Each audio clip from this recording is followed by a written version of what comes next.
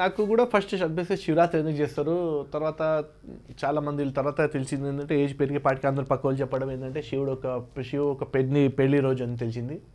మళ్ళీ రామనవమి వస్తే రాముడు సీత పెళ్ళి, ఇక మన ప్రతి ఒక్క ఫెస్టివల్ వస్తే వాళ్ళ పెళ్లి రోజులకే ఎందుకు చేస్తారు అనేది క్వశ్చన్ వచ్చింది. మళ్ళీ నిజంగా శివరాత్రి కూడా పెళ్లి రోజే లేకపోతే ఏంది, దాని యొక్క రహస్యం ఏంది? మరి శివరాత్రి శివుడైతే మాయ నుంచి అతీతం ఉన్నప్పుడు ఆయనకి పెళ్లి చేస్తున్నది ఏంది అని చాలా ఆలోచన అటువంటివి వచ్చింది. తర్వాత ఒక గురువు గారు ఒక జ్ఞానం వల్ల, నా సాధన ఒక అనుభవాల వల్ల చాలా విషయాల్లో తెలుసుకున్నాను. యాక్చువల్గా ఫస్ట్ మనము శివరాత్రి గురించి, తర్వాత శివతత్వం గురించి కూడా మనం మాట్లాడదాం. అయితే శివరాత్రిలో ఏంటంటే ఒక సముద్ర మంథనం జరిగింది, మీ అందరికీ తెలుసు. సముద్ర మంథనం జరిగిందంటే సముద్రం, ఈ జగతంతా సముద్రం, ఈ దునియా అంతా సముద్రం, దీన్ని భవసాగరం అంటారు. ఈ సముద్రంలో మందరాచల పర్వతంతో మంథనం జరిగింది. జరిగితే ఆ మంథనం జరిగింది దేనికోసం? అమృతం కోసం జరిగింది. అలాగే మనం మన లైఫ్లో కూడా మనం ఏది చేసినా ఒక మంచి పర్పస్తో చేస్తాం, కష్టపడతాం అమృతం కోసం. కాకపోతే ఫస్ట్ అమృతం దొరకదు, దీనికి ప్రతిదానికి 14 స్టేజెస్ ఉంటుంది. అదే శ్రీరాములు వాళ్ళు కూడా యాక్చువల్గా 14 సంవత్సరాలు వనవాసం పోయారు. చాలామంది అడుగుతాయి 14 సంవత్సరాలు ఎందుకంటే, ఈ 14 చూసుకో జాగ్రత్త, 14 చాలా పవర్ఫుల్. ఈ 14 నెంబర్ చాలా పవర్ఫుల్. రామ్జీ క్యూ 14 సంవత్సరాలు వనవాసం చేస్తారు, ఆ రహస్యం కూడా ఉంది. అమృతం లాస్ట్ వస్తుంది. ఈ దునియాలో మార్పు రావడానికి ఒక 14 సంవత్సరం అట్లా చేస్తాను ఆయన. ఆ లాస్ట్లో ఆయన రావడానికి అంతమైంది, అమృతం అనేది అందరికీ దొరికినట్టు అక్కడ ఆయన నాభిలోని అమృతం పలిగింది, సృష్టి అంతా అమృతమయం అయింది అనమాట. రావణాసుడు నాశనం అయినాడు. సేమ్ ఫస్ట్ గాలే ఫస్ట్ విషం వచ్చింది ఆ సముద్ర మంథనంలో. తర్వాత వేరే రత్నాలు వచ్చినాయి, ఎవరు వాళ్ళు రత్నాలు పంచుకున్నారు, ఎన్నో జరిగినాయి. అయితే ఏదైతే విషం వచ్చింది అందరూ భయపడ్డారు. ఆ విషయం నార్మల్ విషయం కాదు, హాలాహాల విషయము. మనం జీవితంలో కష్టపడిన తర్వాత మనకు అన్నిటికన్నా ఫస్ట్ విజయం దొరకదు, ఓటమి దొరుకుతుంది. ఎందుకు దొరుకుతుంది అంటే, మనం దేనికోసం అయితే కష్టపడుతున్నాం అది ఏంది సరిగ్గా మనం తెలియకుండా ఉండడం, దాంట్లో ఒక రీజన్ ఉండొచ్చు. లేకపోతే దానికోసం మనకు కావాల్సిన ట్రైనింగ్ లేకపోవడం ఒక రీజన్ ఉండొచ్చు. లేకపోతే దానికి కావాల్సిన సోర్సెస్ లేని రీజన్ ఉండొచ్చు. ఎన్నో రకాల రీజన్స్, ఇవన్నీ విషయాలు. అనుభవం లేదు, అది కూడా ఒక రీజన్, అది కూడా ఒక విషయం. ఈ అలాగే లైఫ్లో ఈ కాలం ఏదైతే సమయం ఉంది కదా, సమయంలో ఉన్న విషయమే ఈ కాలకూట విషయము. కూటం అంటే సారం. సంస్కృత అక్షరాలు జాగ్రత్తగా చూడండి. కాలకూట అంటే కాలంలో ఉన్న సారము. ఒక తండ్రి నా కొడుకు, నా ఫ్యామిలీ ముందు పోవాలని ఏం చేస్తాడు? ఇంటి నుంచి బయట పుట్టాడు, ఈ సముద్రంలో దిగుతాడు. ఆ తండ్రియే శివుడు. అక్కడనే సముద్ర మంథనం జరుగుతుంది. ఫస్ట్ ఆయనకి ఈ విషయం దొరికేది. ఆయన బయట పోగానే ఆయనకి జాబ్ దొరకదు. కాకపోతే పిల్లలు ఏడుస్తున్నారు, అదే కనబడుతుంది. పిల్లలు ఏడుస్తున్నారు, నా పిల్లలందరికీ స్కూల్ కాలేజ్ ఫీజులు కావాలి, రెంట్ కావాలి కదా, ఇల్లు నడవాలంటే ఎలా దానికోసం ఆయన. అయితే ఆ ఒక టెన్షన్స్, ఈ సమాజంలో ఉన్న విషయం మళ్ళీ ఇంటికి వచ్చిన తర్వాత ఆయన ఫేస్ పైన ఎప్పుడు బయట ఎన్ని ఫేస్ చేసింది ఒక్కడు కూడా కనబడదు. ఆ విషయం అంతా కంఠంలో ధరిస్తాడు. ఒక పిత ఎలా ఉండాలి అది జగత్పిత నేర్పేయడానికే ఇది శివరాత్రి. జగత్పిత ఎవడు? శివుడు. ఒక పిత అంటే తండ్రి. తండ్రి ఎలా ఉండాలి జగత్పిత నేర్పి, నేను హాలాహాల విషయం కాలకూడ విషయాన్ని కంఠంలో ధరించినాను. లేకపోతే ఏమవుతారు? ఇది వదిలేస్తానంటే దేవతలు చచ్చిపోతారు, రాక్షసులు, దునియా మొత్తం ప్రళయం వచ్చేసి అందరూ నాశనం అవుతారు. అలాగనే ఇప్పుడు ఒక తండ్రి బయట టెన్షన్స్ అన్ని ఇంట్లో రోజు తీసుకొస్తే ఫ్యామిలీ ఇప్పుడు నాశనం అవుతుంది. ఇప్పుడు తాకుతున్నారు బయట టెన్షన్స్తో. వాళ్ళు ఇప్పుడు విషయాలు ధరించే ఓపిక లేదు.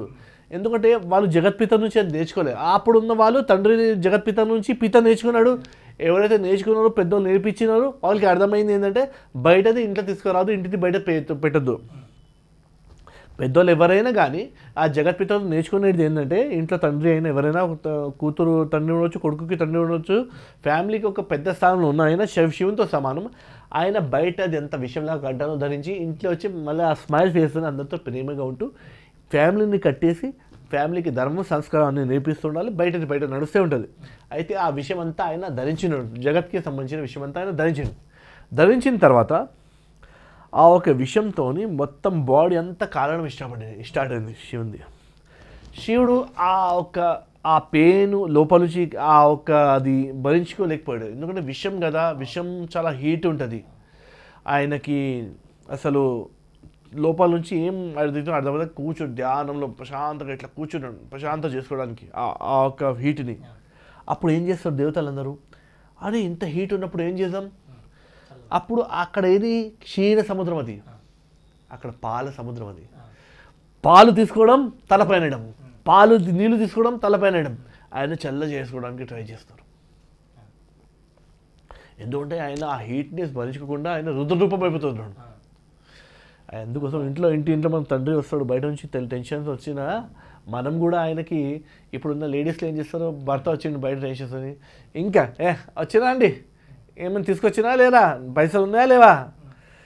ఇప్పుడు ఏం చేస్తారు లేడీస్లు, వాళ్ళ టెన్షన్స్ అర్థం చేసుకోలేదు భర్తది, లేనిపోని ఇంకా గెలుకు తిరుగుతాడు ఆయన. అప్పుడు ఆయన రుద్రరూపం ధరిస్తాడు. కాకపోతే ఇది ఈ లైఫ్కి ఇది ఒక నిదర్శనం అనమాట శివరాత్రి. కాకపోతే అప్పుడు ఫ్యామిలీ అందరూ కలిసేసి ఆయన నేనున్నాం నాన్న, మీ వెనుక ఉన్నా నాన్న అని సపోర్ట్ చేయాలి, డీమోటివేట్ చేయొద్దు. వచ్చినవా చాలా సాధించిన, జాబ్ చేసుకోలే, ఏం చేయలేదు అట్లా చెప్పొద్దు, నీకు దొరకలే జాబ్ అని. మనం ఆయనకి అరే నాన్న ఏం ఈరోజు లేకపోతే రేపు దొరుకుతుంది జాబు, ఏదైనా దొరుకుతుంది, శాలరీ దొరకలే, లేకపోతే కస్టమర్స్ రాలే, షాప్లో ఉన్నాను కస్టమర్స్ రాలే, రేపు వస్తాను ఎందుకు తెచ్చివాడు. అప్పుడు అందరూ మోటివేట్ చేయాలి. అలాగే శివునికి అందరూ చల్లార్చిస్తున్నారు. ఇక్కడ తనపైన ఏమేస్తున్నారు, పాలు వేస్తున్నారు, నీళ్ళు వేస్తున్నారు, తండాకన్నా ఫుల్. అది ఎందుకంటే వాళ్ళందరూ ఎంత బిజీ అయిపోయినారంటే దేవతలందరూ తినడం కూడా మర్చిపోయినారు. అందుకోసం శివరాత్రి రోజు ఏం తినొద్దు, ఎందుకంటే మనం మర్చిపోవాలి. శివుణ్ణి చలార్చుకోవడంలో మనం తిండి మర్చిపోవాలి. సాధన క్రమంలో నువ్వు పుట్టినప్పుడు ఇప్పుడు వరకు ఎన్నో విధవ పనులు చేస్తావు, తలుపులు దర్వాజా బంద్ చేసిన తర్వాత కూడా ఎన్నో విధవ పనులు చేస్తున్నావు. దొంగతనాలు చేసి ఉండొచ్చు, వ్యభిచారాలు చేసి ఉండొచ్చు, ఏమని చేసి ఉండొచ్చు. ఎవరు చూడలేదని నువ్వు అనుకుంటున్నావు, కానీ మూడో కన్ను వాడు శివుడు అయితే అన్నీ చూస్తుండు. వాడన్నిటితో కూడా శివుడు కూడా సంవత్సరంలో ఒక రోజు అదంతా ఆయన విషయము. నువ్వు ఎంతైనా నీకు చాలా ప్రేమిస్తాడు ఆయన, నువ్వు ఎంతైనా నీకు చాలా ప్రేమిస్తాడు. ఇంతవరకు నువ్వు ఎదురుగా రాలే, ఎందుకంటే నేను అంత ప్రేమిస్తాడు కాబట్టి నేను ఎదురుగా వస్తలేడు ఆయన. శివుడు నాకు ఎందుకు దర్శనం, నాకు అంత ప్రేమిస్తాడంటే ఇస్తాడు దర్శనం. నీతో దూరం ఉండి ఆయన వాల్యూ అర్థం చేసుకుని ఆయన వరకు చేరాలని ఆగిండు ఆయన. ఆయనకు ముందు దర్శనం ఇస్తాను, ఇక నీకు ఆయన వాల్యూ అర్థం కాదు, నీ జీవితం మొత్తం నాశనం అవుతుంది. అందుకోసం ప్రతి సంవత్సరంలో ఒక రోజు శివరాత్రి రోజు శివుడు ఈ కాలకూట లాంటి విషయం, ఇప్పుడు ప్రపంచంలో ప్రతి ఒక్కరు చేసిన బ్యాడ్ కర్మాలతో వచ్చి తయారైన విషయంని శివుడు ధరిస్తాడు. ఈ రోజు కూడా నడుస్తుంది సముద్ర మంత్రం. ప్రతి ఒక్క శివరాత్రి అంటే సముద్ర మంత్రంతో ఆ విషయం అనేది ఆ టైంలో ఆ కాలానికి ఉన్న ఒక లైన్ అనమాట. ప్రతి ఒక్క ఇయర్లో ఒక రోజు ఆ కాలకూట విషయం ఒక డ్రాప్ అనేది ఉంటుంది, ఆయన కంఠంలో పోతుంది. ఆ విషయాన్ని కూడా ఆయన ఒక్కటిసారి మొత్తం తీసుకోలే. ఆయన ఏం చేసిన దానికి ఆ విషయం ఎంత హెవీగా ఉండడానికి అనంత భాగాలు చేస్తారు. ఒక్కొక్క చుక్క ఒక్కొక్క ఇయర్కి పెట్టిండు. ఈ 2024కి కూడా ఒక చుక్క ఉంది, అది ఇప్పుడు ఎల్లుండి శివరాత్రి వస్తే ధరిస్తాడు ఆయన కంఠంలో. ఆ హీట్, ఆ చుక్క ఏంది, మీరు చేసే చెడు కర్మలు, మన కర్మలు, అందరి కర్మలు ధరిస్తాడు. అది ఎందుకు ధరిస్తాడు, ఆయన భోలా శంకర్ కాదు, ఆయన మిమ్మల్ని ఎంత ప్రేమిస్తాడు కాబట్టి. బోలా అయితే ఉన్నాడు ఆయన, మిమ్మల్ని ప్రేమిస్తాడు. ఇంకా మీ కర్మాల ఎఫెక్ట్ మీ పైన పడొద్దు. అది బదులలో మనం ఏం చేయాలి, ఆయన మనకు సంతానం చేసినప్పుడు మనం ఏం చేయాలి, ఆయన కోసం తిండి ఆపేయలేమా. తిండి అంటే సస్తారా, పిచ్చాలు బర్గర్లు తిరిగి ఇన్ని రోజు తిండి ఎంత పెద్ద అయినారు కదా, కడుపులు పోయేలా. ఒక రోజు అయితే తిండి తినకుండా మనం ఉండాలి. ఇంకా ఆయనకి మంచి ప్రేమతోని పాలు నీళ్ళు వీటన్నిటితో ఆయనకు అభిషేకం చేసి చల్లార్చాలి. అప్పుడు దేవతలందరూ రాత్రికి శివునికి డే కూడా అయింది, నైట్ అంతా నడిచింది ఆ ప్రొసీజర్. అందుకోసం రాతంతా దేవత జాగరణ చేస్తాం. మనం కూడా రాతంతా జాగరణ చేసేసుకుంటూ మనం ఆ ఒక్క రోజు చేసేది అంటే స్వాధ్యాయము. ఒక సాధకుడు చేసే పని అంటే స్వాధ్యాయము. నేను ఈ సంవత్సరంలో చేసినది ఏమేమన్నాయి, ఎన్ని రకాలైన పాపాలు ఉన్నాయి, సూక్ష్మమైన పాపం పైన మనం దృష్టి పోవాలి. ఆ రోజు నైట్ అంతా శివునికి అభిషేకం చేసేటప్పుడు స్వామిని నీ పాపం చేసినాను మనసులో అనుకోండి, బయట చెప్పే అసలు నాకు క్షమించు స్వామి, నేను నెక్స్ట్ టైం ఆ పాపం చేయ అని అనుకుంటూ మనం అభిషేకం చేయాలి ఓం నమః శివాయ చెప్పుకుంటూ. ఇది పెద్ద విషయం, దీన్ని నువ్వు తీసుకుంటున్నావు స్వామి, నీ కోసం ఆయన విషయం తీసుకుంటున్నావు. నీ కంటిలో ఏడుపు రాకపోతే, ఆ ప్రేమను నువ్వు అర్థం చేసుకోకపోతే నువ్వు వేస్ట్. ఏడవాలి, రావాలి. శివుడు ఒక ప్రేమ, ఆయన ప్రేమను అర్థం చేసుకొని నీ ప్రేమ బయట తీయాలి. అది ఎందుకు వస్తాయి? నీకు అంత విశ్వాసం ఉండాలి, ఆ విశ్వాసం రావాలి ఫస్ట్. విశ్వాసంతోనే ప్రేమ వస్తుంది. శివుని పైన అనంతమైన విశ్వాసం పెట్టాలి. ఆయన బోలా శంకర్. అప్పుడు ఆ ప్రేమ వచ్చేసి ఆయన నీకు ఇచ్చే ప్రేమని మీరు ఆ శివుని ప్రేమ మీకు ఈరోజు అర్థమవుతుంది. ఎందుకంటే నీకు ఆయన పైన ప్రేమ లేదు. ప్రేమని అర్థం చేసుకోవాలంటే ఇక్కడ ప్రేమ ఉంటుంది, ఈ ప్రేమని అర్థం చేయగలుగుతుంది. శివుని ప్రేమ మీకు అర్థమవుతా లేదంటే నీకు ఇక్కడ ప్రేమ లేదు. ఈ ప్రేమని అర్థం చేసుకుంటే ఈ ప్రేమని అర్థమవుతుంది. ప్రేమ అంటే త్యాగం, వాసన. ఇప్పుడంతా వాసనకి ప్రేమ అంటున్నారు వీళ్ళు. అమ్మాయి అబ్బాయిల మధ్యలో ఏంది? వాసన. ఉసుకేమైతే వాసన, కామ వాసనలు. వీటిని వాళ్ళు ఏమంటారు? నువ్వు దొరకకపోతే నేను సూసైడ్ చేసుకున్నాను, అబ్బాయి అంటాడు, అమ్మాయి అంటది. ఇవేంది? వాళ్ళ స్వార్థాలు, వాసనలు. ప్రేమ కృష్ణ రాధా ప్రేమ, త్యాగం. కృష్ణుడు ద్వారకలో ఉన్న రాధాకృష్ణుడు ఒక్కడే. కృష్ణుడు పేరు చెప్పాడు రాధ. ఆయన రాధకే ఉన్న కృష్ణుడు. అక్కడ కూడా ఆయన రాధతో వేరే లేడు. ద్వారకలో ఉన్న ఎక్కడున్నా కృష్ణుడు రాధ. అక్కడ రాధ చేసిన త్యాగం, కృష్ణుడు చేసిన త్యాగాలు, ఆ ప్రేమలో త్యాగం ఉంది. తండ్రి నిన్ను ప్రేమిస్తాడు, కానీ అది నిజమైన ప్రేమ. వాసన లేదు. వాసన అంటే 24 గంటలు నీ పక్కన కూర్చో, అమ్మో నా కొడుకు నేను డ్యూటీ పైన పోలు, అలా నువ్వు వాళ్ళ కలవడు కదా, నేను డ్యూటీ పైన పోలు, నేను ఆఫీస్ పోతా లేదా పానికి చెప్తాడా? కాదు. నేను పోకపోతే ఎట్లా? ఈయన భవిష్యత్తు ఎట్లా? ఈయన కాలేజ్ చేర్పించాలి, రేపు రోజు పెద్ద ఐఏఎస్ చేయాలి. ఆయన దానికోసం చేస్తారు త్యాగం. ప్రేమ ఉన్నటోడే త్యాగం చేయగలుగుతాడు. అర్థమైందా? నీకు దేవుడి పైన నిజమైన ప్రేమ అంటే నీ యొక్క షడ్ వికారాలు తీసి బయట పారాయి. నిజమైన ప్రేమ దేవుడికి. లేకపోతే నువ్వు డ్రామా చేస్తున్నావు అంటే ఆ వికారాన్ని మలిచి కడుపులేట పెట్టుకో. మళ్ళీ డ్రామాలు చేస్తే ఉండు, ఇలా నగలు వేసుకుంటే ఉండు, గాజులు వేసుకుంటూ ఉండు. వీళ్ళందరూ చేస్తారు కదా లేడీస్లో చాలామంది నగలతోని ప్రేమ. జెంట్స్లు కూడా ఈ మధ్యలో చాలా నగలకి ప్రేమ అయింది. ఈ నిజమైన ప్రేమలో ఇవన్నీ పక్కన, ఇవంతా వేస్ట్. నా శివుడే గొప్ప. Sub bar peg. పార్వతి ఏం చేసింది? మహిళకి రాని, ఆమె ఏం చేసింది? అవన్నీ వదిలేసింది. నా శివుడు అండి మొత్తం సింపుల్గా ఉండేసి, సింపుల్గా శివుడి దగ్గర ఆ గుహ లోపల, ఆ అమర్నాథ్ గుహలో ఆమె కూర్చుంది. శివునికి ఎట్లా నేను చూసుకుంటా అలాగే కూర్చుంది. ఆ చూస్తూ అలాగనే ఆ ధ్యానంలో వెళ్ళిపోయింది ఆమె. మొత్తం త్యాగం, సకలం మొత్తం త్యాగం చేసే ఒక గుణం నిజమైన ప్రేమలో ఉంటుంది. ఆ ప్రేమతోనే ఈ శివరాత్రి రియల్ మెసేజ్ ఏంది? ప్రేమ. నువ్వు శివుని ప్రేమ చేయి. తర్వాత ఇవన్నీ నెక్స్ట్ వదిలేసి మనం ఆయనను చల్లార్చుపు ఉండాలి, ఆయనను అర్థం చేసుకోవాలి, ఆయనతో కమ్యూనికేట్. మీరు దేవుడితో మీ కమ్యూనికేషన్ కావాలి. మీరు చూసి ఉండొచ్చు రామకృష్ణ పరమహంస మాత, మా కాళీ మాత మాట్లాడుతుండే, అబ్బా వేరేడు ఏంది, ఏ పిచ్చాడు ముసలాడు ఆ టైంకి అనుకున్న వాళ్ళు. తర్వాత అందరికీ అర్థమైంది వీడు నిజంగా కాళికా మాత అని కనబడదు, మనకు కనబడతలేదు. ఎందుకంటే అన్నీ కరెక్ట్ చెప్తున్నా అంటే అప్పుడు తెలిసింది వాడు కరెక్ట్ చెప్పకపోతే డ్రామా ఆడుతూ లేకపోతే బెల్టాలి అనుకుంటే. కాకపోతే అన్నీ కరెక్ట్ చెప్తున్నాంటే కరెక్టే. అక్కడ ఆయన కాళిక కనబడదు, మనకు కనబడతలేదు. ఎన్నో చమత్కారాలు వచ్చింది. అప్పుడు అర్థమైంది పబ్లిక్కి. అయితే మనకి ఏంటంటే ఫస్ట్ మనకు డివైనిటీ, మనం ఆరాధన చేసే దేవుడితో ప్రేమ కావాలి. మీరాబాయి కృష్ణుడు ఒక ప్రేమ. రాజ్యం వద్దు, రాణా వద్దు, ఎవరొద్దు, నా కృష్ణుడు ఉన్నాడు, చేతి పట్టుకోండి డ్యాన్స్ చేస్తుంది. నా పాటలో మీరా గై ఫస్ట్ ప్రేమే చలగా, అది ప్రేమ అనమాట. ప్రేమతత్వానికి ఆ ప్రేమతోనే దేవుడితో కమ్యూనికేషన్ కావాలి. ఆ శివరాత్రి దానికి ఒక సెంటర్ పాయింట్ అనమాట. 1 డాట్, అది పరబ్రహ్మ. ఆ డాట్కి ఉన్న ఆకారమే శివలింగం. దానిపైన మన ప్రేమ మొత్తం. అక్కడ పాల రూపంలో అనండి, పెరుగు రూపంలో అనండి, పంచామృత రూపంలో అనండి, పంచగవ్య రూపాలు అనుతున్నానండి, పంచరకాల ఫ్రూట్ జ్యూస్తోనే అనుకోండి. ఆ ప్రేమ అక్కడేంది? మీకు రుద్రం నమ్మకం చమకం, రుద్రం నమ్మకం చమకం 100 శివుడు 100 నేమ్స్ ఉన్నాయి. వందలాది దేవతలు, ఈ 100 పేర్లతోని 100 దేవతలు పూజ చేస్తారు. మన రావణాసురుడు चमेली का फूल है, उसका शिवलिंग बनाता है. एक भगवान एक रूप सा शिवलिंग बनाता है.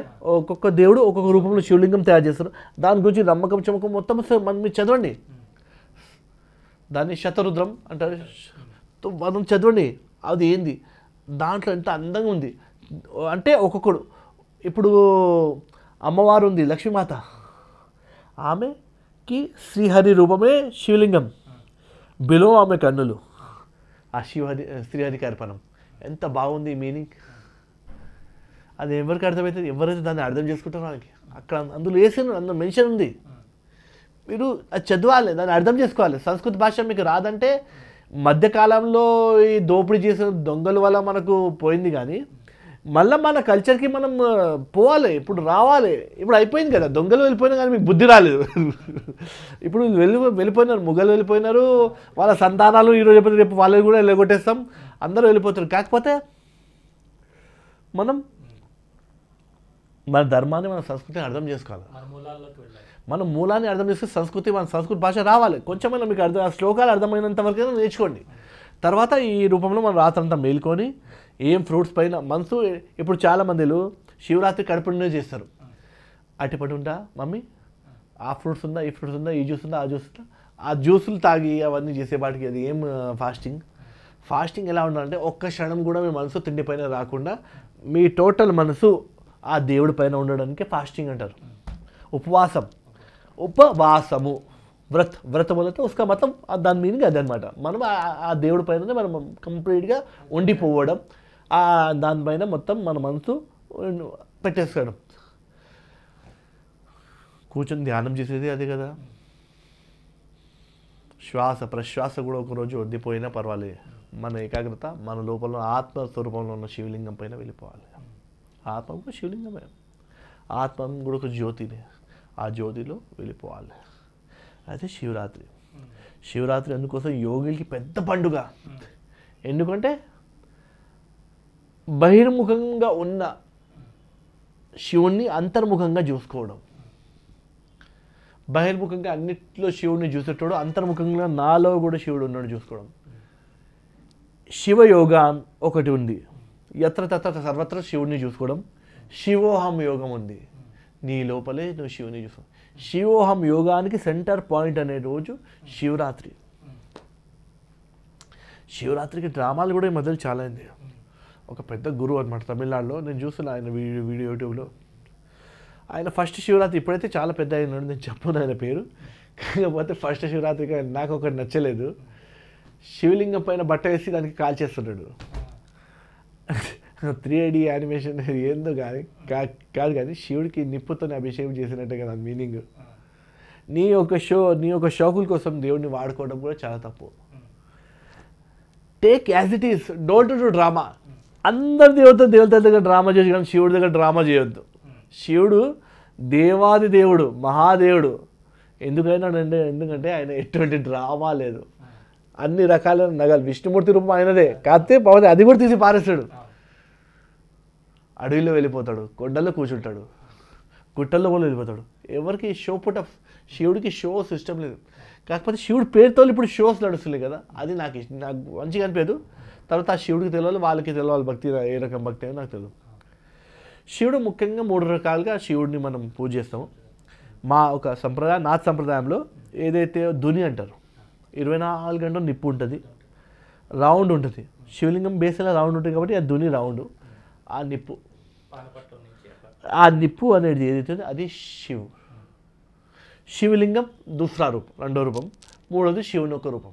ఈ 3 రూపాలుగా శివుడు ఉంటాం మనం పూజిస్తాం. ఆ నిప్పు రూపంలో రుద్ర రూపం, గోరఖనాథ్ రూపం అదే నిప్పు రూపం, అదే శివుడు కూడా చెప్పచ్చు.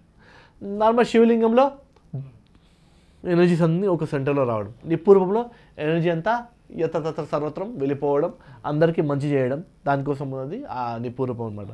నిప్పు రూపంలో వ్యాప్తిస్తుంది ఎనర్జీస్. ఇంకా శివలింగం రూపంలో ఎనర్జీ అంతా ఒక సెంటర్ పాయింట్కి వస్తుంది. అందుకోసం ధ్యానం చేసే ప్రతి ఒక్క యోగి శివలింగం పూజ చేస్తాడు.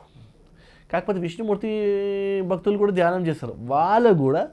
విష్ణుమూర్తికి కూడా ఒక ప్రైవేట్ శివలింగం తయారైంది, అంటే ఆల్రెడీ ఉంది. దాన్ని కూడా శాలిగ్రామం అంటారు. అక్కడ కూడా ఎనర్జీస్ మధ్యలో వచ్చేస్తుంది. అది కూడా ఒక శివలింగమే. ఒక కథ కూడా ఉంది, ఇలా ఒక దగ్గర అడ్డంగా ఇలా రాయపడి ఉంటే వాళ్ళు శాలిగ్రామాన్ని పూజ చేస్తున్నారు చాలా సంవత్సరాల వరకు. మళ్ళీ కొన్ని రోజుల తర్వాత శైవులు వచ్చినారు, దాన్ని నిలబెట్టి దానికి శివలింగాన్ని పూజ చేస్తారు. మళ్ళీ వీళ్ళు వైష్ణవులు వచ్చి మళ్ళీ అడ్డం చేసి శివలింగం. పూజ చేసేది ఒక్క రాయికే, ఇలా అడ్డం పెడితే ఒకటి, నిలబెడితే ఒకటి. కాకపోతే శివ శివే, విష్ణు విష్ణువే, దోనో ఏకీయే, రెండు వేరే కాదు, రెండు ఒకటే.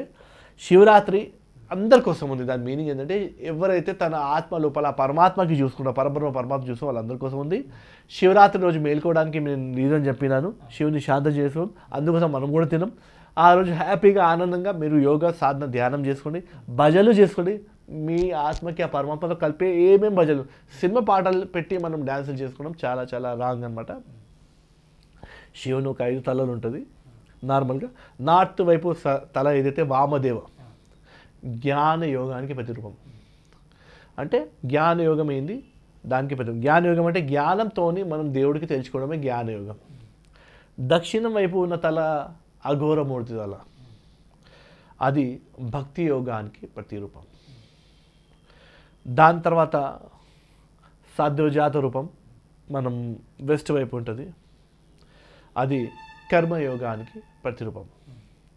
తత్పురుష రూపం ఈస్ట్ వైపు, అది తపస్సులు, యోగిలు, మునిలు, ఎవరైతే పరమాత్మ దగ్గర చేరాలి అనుకునే వాళ్ళందరికీ ఆ ఒక స్వరూపం ఉంది. ఇంకొక తల ఐదవది ఈశానమూర్తి తల పైన ఉంటుంది. ఆ తల అన్నిటికన్నా పెద్ద, ఈశాడు సర్వత్రం అన్నిటికీ కలిసేసి ఒక సెంటర్ పాయింట్ అనమాట. ఇలా 5 తలలు ఉంటుంది. 5 ప్లేసెస్లో శివలింగం కూడా 5 ప్లేసెస్లో ఉంటాయి.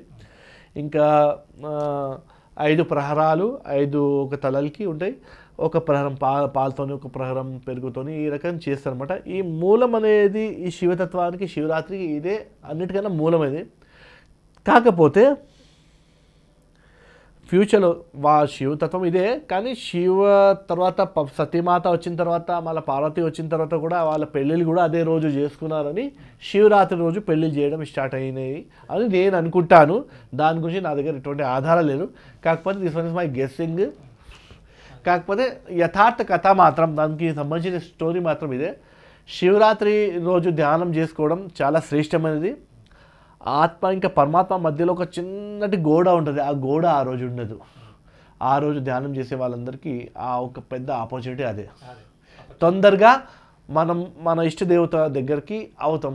అక్కడ మీరు శివ పార్వతి పెళ్ళి నుంచి, మనమే పార్వతి, శివుడు, ఆత్మ పార్వతి, శివుడు పరమశివుడు, పరమపురుషుడు, పరమ ప్రకృతి స్వరూపం. ఆ రకంగా ఇంకా మీరు చేసే ప్రక్రియ ఓంకారం, లేకపోతే ఓం త్ర్యంబకం యజామహే సుగంధిం పుష్టివర్ధనం ఊర్వారుకమివ బంధనాత్ మృత్యోర్ముక్షీయమామృతాత్, ఈ మృత్యుంజయ మంత్రం జపం చేసుకోవచ్చు. లేకపోతే చిన్నగా ఓం జుం సహ సహజుం ఓం, ఓం జుం సహ సహజుం ఓం, ఇది చిన్నగా లఘు మృత్యుంజయ మంత్రము. ఇది కూడా చేసు. జుం బీజాక్షరం ఏం చేస్తారంటే చాలా పవర్ఫుల్. మీలో ఉన్న నెగిటివిటీ, ఇప్పుడు మీరు నా కామ క్రోధ లోభాలు కంట్రోల్ అయితే లేదు. ఇప్పుడు నార్మల్గా ఒక సాధనలో వచ్చిన వ్యక్తికి బ్రహ్మచర్య అవసరం ఉంటుంది. ఎందుకంటే ఓజస్సు తేజస్సు రెండు అవసరం. ఓజస్సు ఏం చేస్తే వాత పిత్త కఫాన్ని బ్యాలెన్స్ చేసేదానికి ఓజస్సు ఉంటుంది. సాధనలో ఉన్న వాళ్ళకి ఫస్ట్ ప్రాబ్లం వచ్చేది అక్కడే, బ్రహ్మచర్య దగ్గరే. దానికోసం పర్ఫెక్ట్ ఇంకా మంచి బీజాక్షరం జుమ్ అనమాట. ఈ లఘు మృత్యుంజయ మంత్రం చేస్తే బాగుంటుంది. ఓం జుం సహ సహ జుం ఓం, ఈ యొక్క జపం చేస్తే వాళ్ళ బ్రహ్మచర్య శక్తి పెరుగుతుంది. బ్రహ్మచర్య శక్తి పెరుగుతుంది. ఎందుకంటే జుమ్ అనేది శివుడు, ఆ ఎనర్జీ స్పీడ్గా గంగాది భూమి పైన పడినట్టు దానికి ఆప్తది సహ, శక్తి అనమాట. ఆప్తది సహ. ఓం జుమ్ సహ సహ జుమ్ ఓం. జుమ్ అనే బీజాక్షరం చాలా శక్తివంత బీజాక్షరం అనమాట. ఈ జుమ్ బీజాక్షరం జపం చేస్తే ఈ బిగినింగ్లో సాధనలో ఉన్న వాళ్ళు, షట్చక్ర సాధనలో ఇంట్రెస్ట్ ఉన్న వాళ్ళందరికీ చాలా మంచిది. ఇప్పుడు ఎందుకంటే ఈ మనం శివరాత్రి గురించి మాట్లాడిన తర్వాత చక్రాల గురించి, ఇంకా షట్చక్రాల గురించి మాట్లాడకపోతే వేస్ట్ అండి. ఎందుకంటే యోగికి యోగిరాజుడు, యోగేశ్వరుడు, యోగాధిపతి, పశుపతి మహాదేవ్ శంభో శంకర్, ఆయన గురించి మాట్లాడతాం. శివరాత్రి గురించి మాట్లాడటం, యోగా గురించి మొత్తం యోగ సాధన తపస్సు గురించి మాట్లాడకపోతే ఓం తత్పురుషాయ విద్మహే మహాదేవాయ ధీమహి తన్నో రుద్రః ప్రచోదయాత్. అయితే ఇక్కడ ఏంటంటే ఇప్పుడు నార్మల్గా బయట నేను చూసేది ఏంటంటే దీని గురించి విస్తారంగా తర్వాత ఫ్యూచర్లో ఎప్పుడైనా మాట్లాడదాం. కాకపోతే ఇప్పుడు షట్ చక్రాలు అంటే ఇట్లా చక్రాలు తీస్తారు. గురుజీ చక్రం ఇట్లా తిరుగుతా అట్లా తిరుగుతారా? నాన్న మీ ఇంట్లో ఫ్యాన్ కాదు చక్రాలు ఇట్లా తిరగడానికి అట్లా తిరగడానికి, ఎవ్రీథింగ్ ఇస్ సింబాలిక్స్ అనమాట. అదొక డాట్ లాగా ఒక పాయింట్ ఉంటుంది. మన బాడీలో అటువంటి చాలా పాయింట్స్ ఉంటుంది. టోటల్గా 43 పాయింట్స్ చాలా మెయిన్ ఇంపార్టెంట్. నా సంప్రదాయంలో అది 43 చక్రాలు కూడా అంటారు. ఇంకొకటి 38 పాయింట్స్ అందులో ఇంకా ఇంపార్టెంట్. అందులో అన్నిటికన్నా సుప్రీం ఇంపార్టెంట్ పాయింట్స్ 6 పాయింట్స్, వాటిని షట్చక్రాలు అంటారు. సహస్రారం అంటే 7 చక్రాస్ అన్నట్టు. అయితే వీటన్నిటి ప్రకారంగా మనం ఆ ఒక డాట్ పైన కాన్సన్ట్రేషన్ చేయాలి. ఇప్పుడు కుండలిని శక్తి అంటే పాము ఉంటుంది కదా గురుగారు, ఏ పాము అంటే కోబ్రానా ఇది? కుండలిని శక్తి అంటే పాము అంటే సింబల్ అండి. అక్కడ ఒక ఆకారం పిడుగు ఉంటుందా, ఆ పిడుగు ఎలా ఉంటుంది అంటే అక్కడ పిడుగు ఉండదు, కానీ పిడుగు ఆకారం ఒక పాము, దానికోసం పాము అక్కడ సింబలైజ్ పెట్టినారు. ఆ పిడుగు లాగానే ఉంటుంది ఆ పాము. ఆ ఎనర్జీ ఎస్ లాగా పైన ఎక్కడం కింద దిగడం ఉంటుంది. ఆ ఒక ప్రొసీజరు. కుండలిని శక్తి యాక్టివేట్ చేసుకోవడానికి ఒక 1 ఇయర్లో మంచి ముహూర్తం శివరాత్రి, రాత్రికి 12:30 నుంచి 3:30 మధ్యలో ఇక్కడ మీరు కుండలిని శక్తి యాక్టివేట్ చేయవచ్చు. అక్కడ ఓం